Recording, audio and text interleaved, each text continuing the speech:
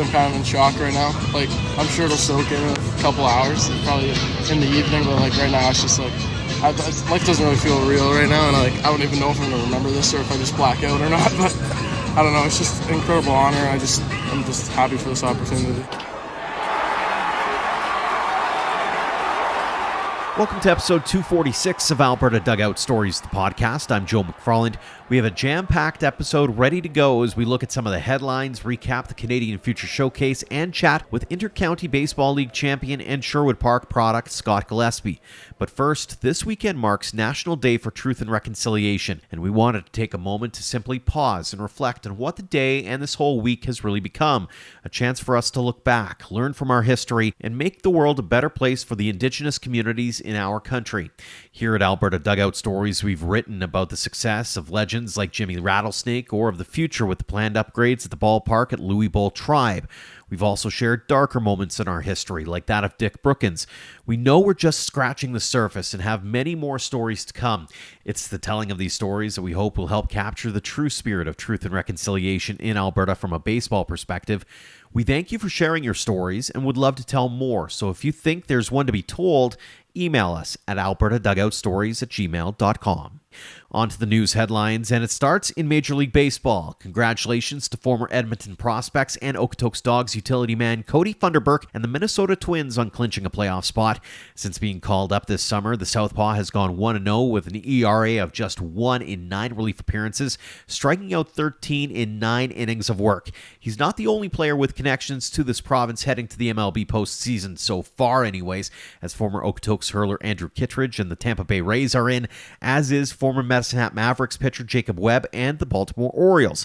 The Atlanta Braves are in as well, albeit without Calgary's Michael Soroka, and the Milwaukee Brewers are also in, featuring coach and original Okotoks dog Jim Henderson.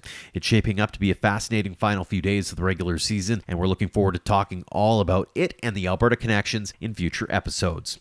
In the minors, Dogs Academy product and episode 244 guest Jordan Procession was part of the playoff push with Round Rock Express. The Pacific Coast League's second half champions were unfortunately swept in their best-of-3 championship with the Oklahoma City Dodgers. The season has come to an end for the Toronto Blue Jays AAA team, the Buffalo Bisons, but what a way to finish the year for Vauxhall Academy grad Damiano Palmagiani. He reached base in every game he played for the Bisons after he was promoted from AA New Hampshire. Palmagiani finished his tenure in Buffalo by hitting .284 with 4 home runs and 22 RBI in 20 games. He's now ranked as the number 18 prospect in the Jays system. Now on to this week's guests, and interestingly, 2 of the big performers from last week's Canadian Future Showcase happen to be guests on this podcast over the last few episodes. On Saturday, Innisfail native and St. Joseph Academy product Nathan Flewelling smashed 11 round trippers to win the annual Home Run Derby, while Cochrane native and Weber Academy product Simon Baker was named the Showcase MVP. We were fortunate to have former University of Calgary Dinos utility man and current Toronto sports journalist Zach Worden at Rogers Centre, where he filed a few written stories for us, and he also caught up with both Flewelling and Baker after they received their championship belts. Congratulations on winning. How does it feel for you to come out here at Rogers Centre, big week in front of a lot of, scouts, coaches, and perform like that? It feels great. I mean, obviously I'm kind of in shock right now. I'm sure it'll soak in a couple hours, probably in the evening, but right now it's just life doesn't really feel real right now, and I don't even know if I'm going to remember this or if I just black out or not, but I don't know, it's just an incredible honor. I'm just happy for this opportunity. Yeah, and just overall the week as a whole, what does it mean to you to be here in Toronto at the Rogers Centre? It means everything to me, being honored to be part of this 175 players in Canada to be considered one of the top kids, and then being selected for this, it just doesn't feel real right now. It's just one of those moments that one of the moments the game gives you, it's just one of those times that just makes you realize why you love the game and why you keep playing every day. How tired are the arms feeling? I am very tired. I couldn't really breathe after I was that mixed with all the adrenaline, and my blood was just pumping, so I don't know, I feel good, but I'll probably be tired later. I know you said you might feel like blacking out, but how did it feel to get that first home run off your bat? Oh, I didn't even know which one went out. You don't even know which ones go out. You just hit it. You think they all go out, then you realize they don't, but I don't know, it feels relieving to get a couple like this, yeah. Where are you putting that hardware? Is that going to make room for that? Oh, probably above my bed. Right there. Yeah. Awesome. And then as well for you on the scout day to, come out, I know you hit the one off the siding up there during the scout day. Did that kind of help you and prepare you at all for this and just kind of give you the feeling that you can come in and win this? Yeah, it gave me a feel of like, okay, I maybe like littler than some of these guys, but like I still got my abilities I have the ability to do it, so I just had to come out and I knew I could do it, I just had to do it, and I did. Congratulations on the MVP of the tournament overall. What was your kind of approach coming in this week, having been here before and coming off such a strong summer? Yeah, so I came in just looking to do some damage. Like nothing, no goals in particular, just play my game, be aggressive, and hit baseballs hard. Yeah, and to be recognized as the MVP, what does that mean to you for such a prestigious tournament? It means a lot, but even if I didn't win MVP, I would still have had a great weekend. The MVP is nice to have, but it's not the best feeling in the world because hitting the ball over guys' heads, that's the best feeling. Yeah, I guess kind of with that too, having done that this week, how does that show kind of what you are as a player and who you want to present yourself as on the field? Yeah, I had a good weekend. I feel like I played my best version of baseball that I played in a while, and it's just lucky that it's been here. I'll continue to try and play this way. Yeah, for sure. And, being here at the Rogers Centre, what does it mean to you to be invited to an event like this and to play the way you did here? Oh, yeah, it's a great venue. I'll never do something like this again. It's awesome. It's just such a pretty sight to walk into a ballpark like this every morning. Are you a Jays fan? Yeah. So you're being here for the first time this week on the field. What was your reaction kind of walking out and being able to kind of, feel like a big leaguer? Yeah, it was my first time playing at MLB Stadium. It hit me hard. Just imagining the stadium packed with fans playing in front of whole country behind you is surreal. And having put together such a strong week here, what do you feel like you can kind of take away from the weekend and take back with you to Weber and to the junior national team? Yeah, I performed against some of the highest competition in Canada, but job's not finished. Go home, get some sleep, go to junior national team, and continue to ball out. You can hear more about Flewelling's journey in baseball on episode 242, while Baker appeared on episode 243. Now, we heard him asking questions, but let's hear him answer a few. Zach Worden joins us now on Alberta Dugout Stories, the podcast, for a little analysis and a few thoughts following the Canadian Future Showcase. Zach, thanks for taking the time and welcome. Yeah, thanks so much for having me, Joe. Looking back over the last week or so, any standout performances from your perspective, Alberta or otherwise? Yeah, it was a really fun week. I think just kind of looking at it, you can't really say enough about the week that Simon Baker had. It seemed like every time he was coming up to the plate, he was hitting a ball hard, even whether he made it on base or not, and was really causing havoc on the base paths and just really stood out. Obviously, he won the MVP, so that's maybe a little bit of the easy answer to say, but yeah, I think he was really great. As far as some of the other guys, I think all the Alberta kids really stood out and had a great week. I know, obviously, after, with Nathan Flewelling winning the home run derby, of course, Baker with the MVP. I think it was just a really great week for Alberta all around to really shine on this stage in front of so many scouts and coaches, and just be maybe one of the more prominent provinces at a tournament where there's, it's just the top Canadian prospects. As far as some other guys, I think Keenan Parker was really good. He was, a guy who I thought hit a lot of balls hard. Kind of looked like he was one of the top first basemen at the tournament, one of the top hitters. Landon Kaufman hit a home run on the last day there. Was really cool to see that. A guy like Leo Cote kind of doing it on both sides of the ball. Just a lot of really great performances across the board, I'd say. When I think about, and I kind of mused about this on social a little bit, is I'll ask your opinion on this, given what you saw over the last few days. Does Alberta punch above its weight when it comes to some of the talent that not only are born here, but obviously there's some, Landon Kaufman's an example, who comes from another province, trains at Dogs Academy or Vauxhall, wherever the case may be, and does really, really well. Are we punching above our weight a little bit? Yeah, I would say so. I think there's been a pretty drastic change. Just obviously, Vauxhall and the Dogs have kind of always been there, but just seeing, the other academies popping up, I think it's really added some depth to the Alberta baseball scene that really helps at an event like this, where the Alberta kids get to come in, and it's not just kind of those top prospects that come from Alberta, but there's a lot of depth of guys that can come in and succeed at a tournament like this, and it's even if they weren't on the radar coming in. Mm-hmm. You mentioned Nathan Flewelling in that home run derby. How cool was that to watch? We've seen it here in Alberta with the WCBL All-Star Game as an example, but that's got to be next level when they're, and pun sort of intended, when you're doing it at Rogers Centre.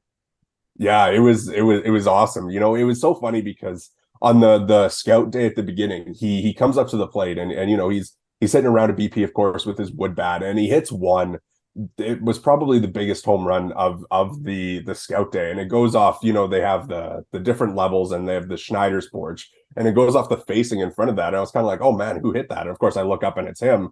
And so he's coming in for the home run derby, and I'm standing there on the field, and I'm talking to some of the other media members. I'm like, man, I just feel like he's going to win this. I think he's after seeing that one home run, I made that grand declaration, but.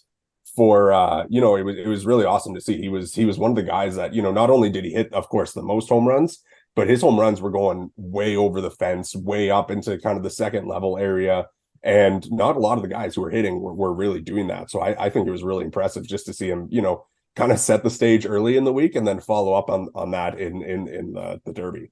You mentioned Simon Baker as well, being the showcase MVP.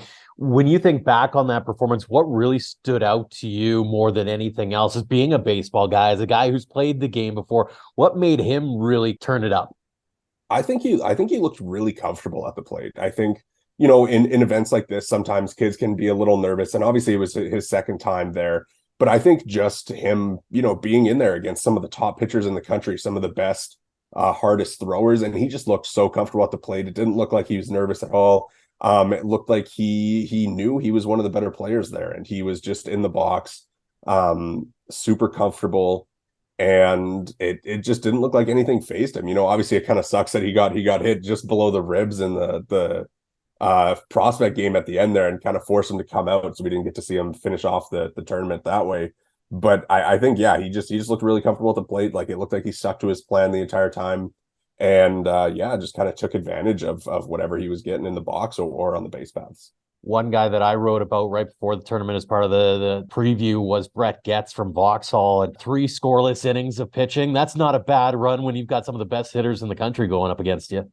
No, he was great too. I think the pitching it's so interesting because, the guys, they come in and it's kind of, there's a lot of velocity going on there, but I think it's really impressive when the guys come in and they really do show off the control, not really working in that many walks. And, he's kind of one of those guys where he comes in and had that control compared to, some of the guys who are of course trying to pump it up for the radars. Of course, Rogers Centre, there's the velocity posted everywhere. There's the big pitch velo, the movement, the everything. And it seemed like he was one of those guys that was just kind of in there, just doing his thing and not really too worried about all the extra stuff of the major league stadium. Obviously an opportunity for these guys to showcase their talent. Another piece of it is the personality side as well. You probably had a chance to chat with a few on and off record. I know you did a couple of pieces with the Erics from Okotoks for us. Talk us through some of the personalities and what you noticed about, the 175 guys who are making their way through Rogers Centre over the last few days. Yeah, the thing that actually stands out to me most from the tournament was actually like the first 5 minutes that I'm there. And the team Navy, I believe it was kind of a group, the team put together of the most the younger guys that are all at the tournament, and they're running out to do their stretching, and they're running out to center field, and you can see when they get to center field there, they get to the center field wall, just how excited they all are. They kind of stop and they're all looking around, just kind of taking it all in. And I thought it was really cool to talk to some of the guys and, learn about, if they're Jays fans or just what it means to them to be playing on the field and how excited that they were to get this major league experience. And, talking about the Erics who were both there last year in Ottawa. And, of course, it's a great experience and it's really cool to be able to play in a showcase like that. But, I hate to use this, but this year's tournament was maybe just a little bit more next level there. We're actually doing a test to see how many times you can mention next level in the course of this conversation. Obviously, there's a player perspective, but also the coaching and then the scouting, recruiting perspective as well. Did you get a sense as to the buzz around Rogers Center when it came to what their reaction was as they're watching the top Canadian talent go at it? Yeah, I got to talk with Corey Lafreniere, the Blue Jays manager of amateur scouting, and I was kind of talking to him about, what they really look for in the tournament and what he, kind of, or how aware they are of every guy coming in. And of course they have their lists as to what they're looking for. And he was just kind of talking, for us it's a great opportunity to just get to know the players better. We have our scouts, and we have kind of some notes on all the guys coming in as what they are as players, but it's great for them to be able to see the players and their attitudes, and just be kind of have this close week next to them, and learn a little bit about the guys as they go throughout the week, and be able to see them up close. I was reading a great article. I think it was Richard Griffin wrote it, saying that the strength of the game here is just next level. It's really hit another stride here. And the showcase kind of puts it back on the map for a lot of people as well, especially after COVID and that. What do you think of it as far as the quality of athletes are concerned when it comes to what we're bringing from the Canadian Games perspective? Yeah, it's certainly a lot different from when I played. I think it's awesome. Like, I was there last year in Ottawa as well. And I think even last year, like maybe even more so this year, I was just kind of taken aback at how good the level of ball is. It's, the pitching's great. The hitters, they're in there facing guys who are throwing upper 80s the entire time. And it's just no issue to these guys. And that just goes for all of them, no matter how old they are. Of course, there's like 15-year-olds, 16-year-olds at the tournament, and they're fitting right in with kind of some of these 18-year-old dudes that are about to go play D1. And just to kind of see that, I think it's super impressive. I think back to when I was like 15 years old, and there's no way that I would have been able to do something like that. So I think just having a tournament like this where these kids all get to come together, and one of them said to me, it's like your baseball family grows every single year that you come to a tournament like this. I think it's really cool for them to get that opportunity where there's nothing like this tournament anywhere else in the world. There's not a US tournament of the top 170 players. It's very, very Canadian, I guess I would say, but it's a really great experience, and I think it's really valuable for Canadian baseball for sure.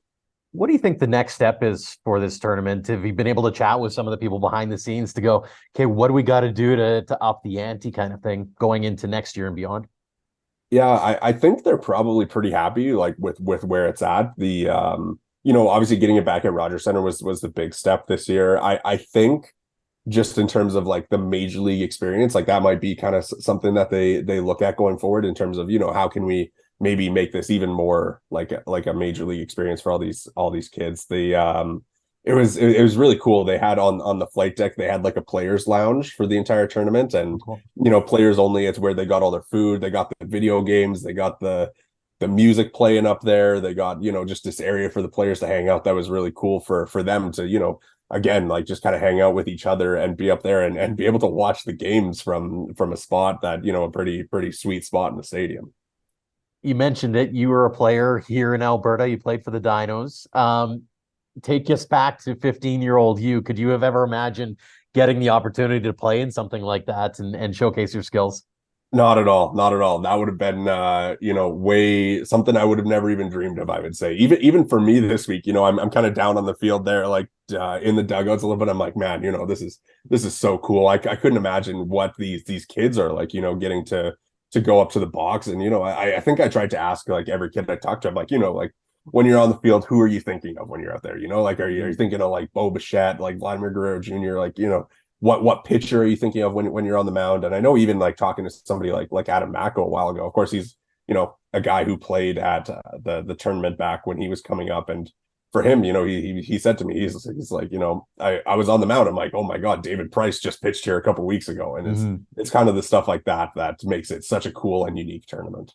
And it's been a cool and unique perspective to see you help us out with the stories and more. And looking forward to having you back on the pod, just to talk about your overall journey, because you've certainly had an interesting one. We'll catch up with you again before too long. But until then, Zach, really appreciate the time, really appreciate the effort that you put in for us with your stories. And thanks so much for joining us here on the podcast.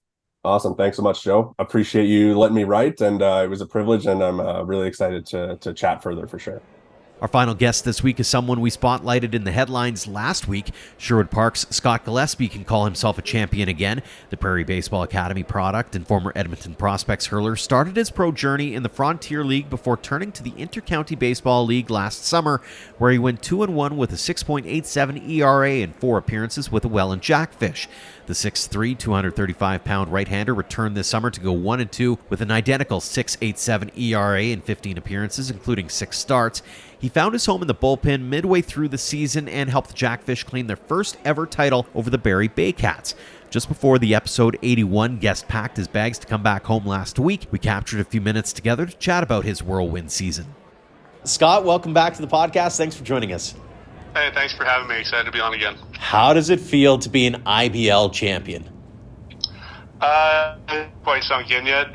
This is Canada's top amateur league in the nation, and to win it is something that I'll definitely remember forever. It feels pretty surreal at the moment still. It's been a couple of days, but when you look back on it, was there a turning point in that series? Because it felt like Welland was sort of almost an underdog. As much as Barrie and you matched up pretty well, it still kind of felt like it was yours to try to steal away almost.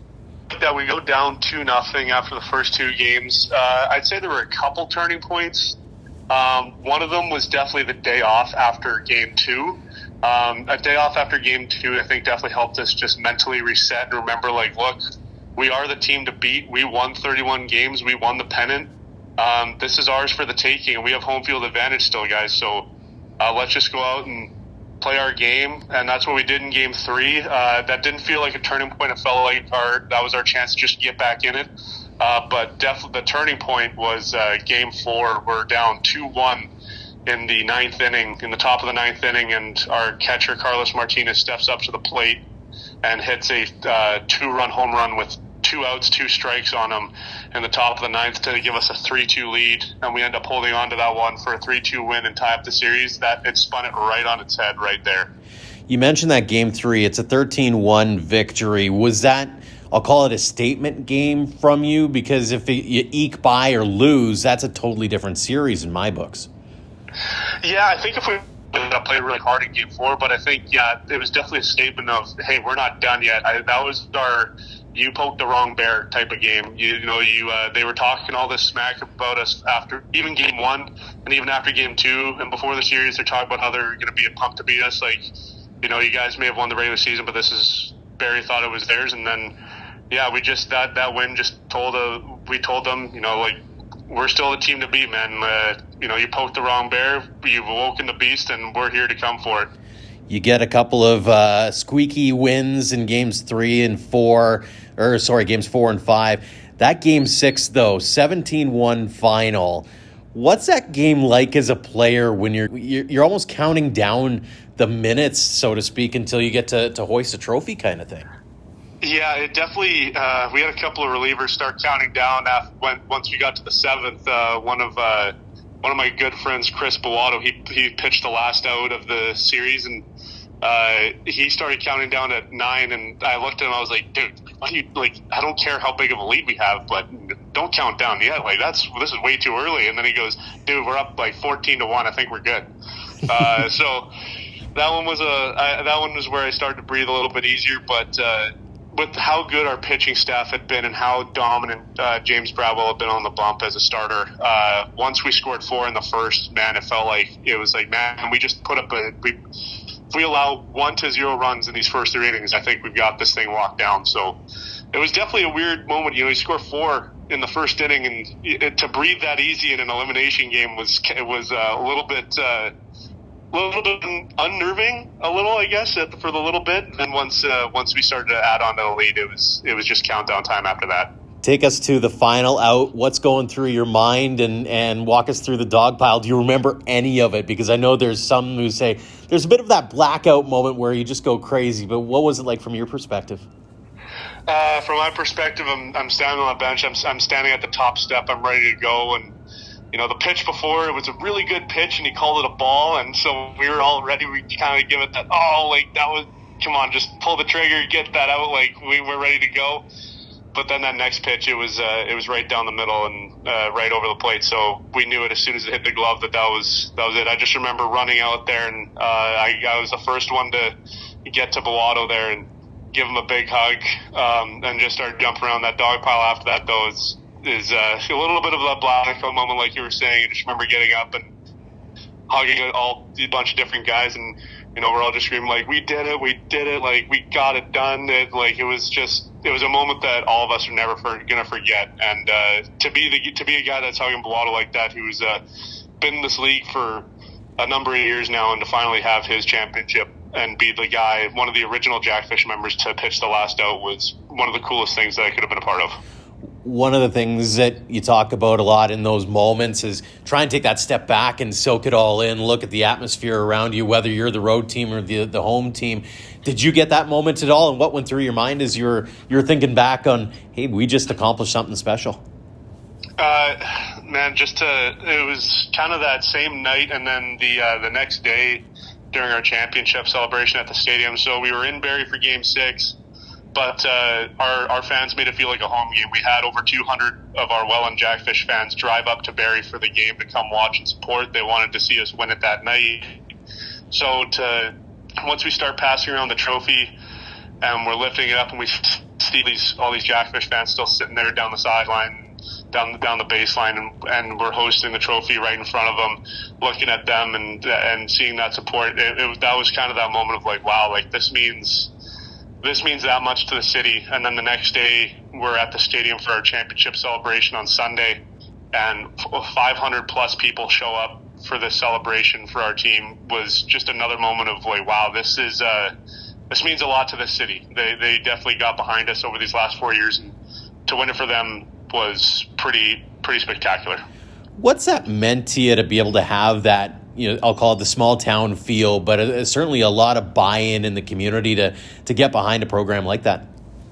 It means so much, because then you know that you're coming to your home ballpark and people are going to come out and support. I think we averaged about 1,500 people a game this year for our home games, which is unheard of in our league for sure, to lead the league in attendance like that. But then it just goes to show like every fan just knows who you are and knows what the team is trying to do and trying to win. So when you're kind of recognized like that, and you get to feel like a little tiny local celebrity when they know that you're Jackfish players, it's definitely a nice little perk to this job that I get to have. And it kind of gave it that feel, that similar feel that I had in Monticello when I played college ball. And it was a small town, and everyone in that town gets behind school athletics. So it was kind of similar to that, just maybe amplified a little more, and that's what made the championship just feel that much more special. This is your second year, if memory serves me right, with Welland, and this was a pretty good year for you. The numbers-wise, 1-2, 6.87 ERA, 15 appearances, but you really stepped up in the playoffs. No runs allowed in 3 appearances, 7 strikeouts in those 3 innings of work. How impressed were you with your performance over the course of this season? I was definitely impressed myself as soon as the second half of the season started. I was struggling at the beginning as a starter, and that's where you see that ballooned ERA. I was struggling as a starter, and then our manager, Brian Essery, came up to me before one of the games, and he goes, hey, I'm going to move you back to the bullpen. I think you're going to serve a little bit better of a spot there. It's not to bury you and to put you in throwaway games. Like, I still see you pitching in these tight games in the regular season, finishing off games in the 9th inning that are non-safe situation where it's still maybe a 4 or 5 run lead, and you get to go in and kind of slam the door there, or even set up our closer in tight games in the 7th or 8th inning. So he said, don't take it as a demotion, and that's definitely what I did. Was I didn't take it as a demotion. I just said I'm going to serve the team better somewhere else, and it paid off. I mean, I found my role. Was it a challenge though at all, trying to make that transition, or are you one of those guys who goes, you know what, I'm gonna make it happen because I'm a team guy first?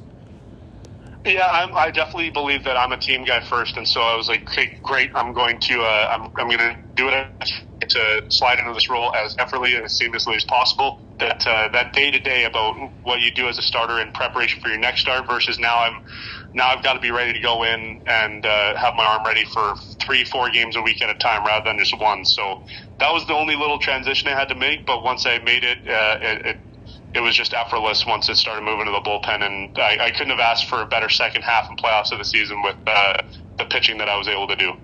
You look at the numbers, and as the season progresses, it certainly got a lot better when it comes to opponent batting average and that kind of thing. So what does that set the stage for you heading into next year and beyond? What's sort of your expectations or hopes heading into 2024? Well, 2024, first and foremost, I mean, the team has expressed their interest that they obviously want me to come back. And I've told them that I absolutely will be 100% be ready to come back here in May. So I'd love to, I think the plan right now is to keep training my butt off at AHP this off season, and then I can go back in May here to Welland and start out in the bullpen. I think that's where the role is going to be set for me, and that I'm going to tell them, like, hey, I think this worked, so let's keep it going. And then from there, just continue to pitch well. If another organization like a Frontier League spot it looks at and says they'd like to give me a shot, I'll definitely listen to it. But my focus right now is just coming back to Welland and doing what I can for this team in the city. You mentioned AHP. You're heading back home in the not too distant future here, and you're going to be coaching with the program there. What's Taylor and company meant to you to be able to keep doing what you're doing? Man, they gave me a new lease on my baseball career. Absolutely. Once I came home from the States, and I said I wanted to play one more year, which ended up not happening at Edmonton Collegiate because of 2021 still being canceled out west. But from there, they put that faith in me, like, hey, you're good, and you've got the stuff to kind of go pro and continue to do baseball after college. So you should continue to train, and just listening to them and bouncing ideas off of them and forming a good friendship with all those guys there, Taylor, Connor, Ethan. It's meant so much to me. And I was really excited when we had started talking about me coming back to be a coach. Just in a roving spot for right now, but I'm more than excited to work with all these programs that they have to offer with their athletes. And then I get to, still be hanging around and training, and I get to be coworkers with those three. Is going to be a pretty awesome moment. How cool is it to be able to give back to the community as well? You're getting to see these young kids going through their first steps towards whether it's a high school program or a college program, whatever the case may be, and maybe follow in your footsteps. Yeah, that's definitely a highlight that I cherish as a coach. I mean, it was awesome for me to be a coach at Edmonton Collegiate the 1 year, and I got to kind of impart my wisdom for pitching onto some of these young, raw, talented players. And I'm excited to do it at the high school level because, like you said, get to kind of help guide them with the other HP coaches to see their dreams become a reality. And it's just about giving back, wanting to continue to grow the game of baseball in Alberta and the Edmonton area for sure, and showing that we got a lot of talent up here, and we have the coaches that are able to mold them and get them ready for that spotlight in the U.S. Not just that, you also get the opportunity to, whether it's back here at home or even in Welland, I'm sure you probably signed your fair share of baseballs for kids, that kind of thing. What's that meant to you to be able to have that kind of impact on a young person's career, life, or just in the moment?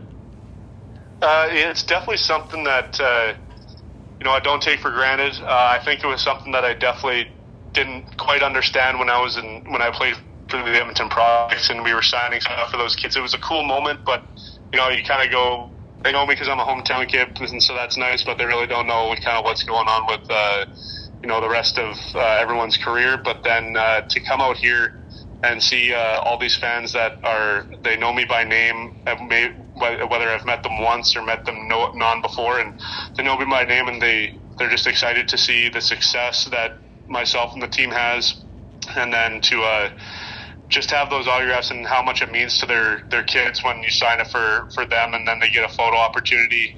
It started to sink in a little more these past couple of years, knowing that it's a highlight for them to come to the ballpark and see this level of baseball and get to interact with us after every game. One of the things that I'm always fascinated by is the ability of time travel and being able to meet yourself in a past life. Like, let's say, for example, you were able to go back and meet 13-year-old Scott. Would 13-year-old Scott believe the trials, tribulations, the successes, the failures, everything that's led up to the point that you're at now? Oh, man, he definitely would not believe about all the success. He might have an idea. I mean, the 13-year-old Scott had some big dreams about baseball, but the trials and tribulations, like you said, the struggles that can happen, he was definitely never anticipated for. So, I'd love to go back and talk to him and just tell him, hey, some bad stuff's going to happen to you in your career. You're going to go through a lot of struggles early in your college career, even in high school. But just keep moving forward. Don't panic about anything. Everything all works out in its own sense, and that's definitely some wisdom that my parents imparted on to me. My dad's always said, hey, that opportunity may have come and you weren't able to get it at that moment, but baseball's always got a funny way of working itself out, and you're going to end up where you need to be and that you're supposed to be in time. So just never panic, never get too down on yourself, and just keep moving forward, keep working at it. And it certainly worked out well for you, as you can now say you're an IBL champion. Congratulations, Scott. One final question for you. It's one we ask everyone, and I'm curious how your answers changed since last time we chatted with you. What does the game of baseball mean to you? Oh, man, I think the last time I said it means everything, and that's still kind of what it is. This is my life, and I would never trade it for anything in the world. And then to add on IBL champion on top of that, just doubles down on that statement. It means everything to me. I would never give this up, and I hope to do it again in time. Absolutely. Well, really appreciate the catch up. Really appreciate the opportunity to chat again. Congratulations on the championship. Congrats on all the success, continued success going forward. And thanks so much again for joining us here on the podcast. Thank you again for having me. This is always a blast to come on. Big thanks to Nathan Flewelling, Simon Baker, Zach Worden, and Scott Gillespie for joining us this week, and thanks to all of you for downloading and listening. Again, I highly recommend heading to albertadugoutstories.com to check out all of Zach's great work from the Canadian Future Showcase. We also want to take a moment right now to thank Bob Elliott, Kevin Glue, Trevor Fitzpatrick, and everyone over at Canadian Baseball Network for also helping us out with coverage from the showcase. Hopefully Ian and I will be able to make the trek out there next fall. As always, tip of the cap to our Platinum supporters for their continued sponsorships. The Okotoks Dogs and AHP Academy have been very generous in helping us tell the game stories in our province. For more on our partners and to learn more about sponsoring us in the future, head to albertadugoutstories.com/supporters. Until next time, thank you for all of your support online, on social, and on air of Alberta Dugout Stories.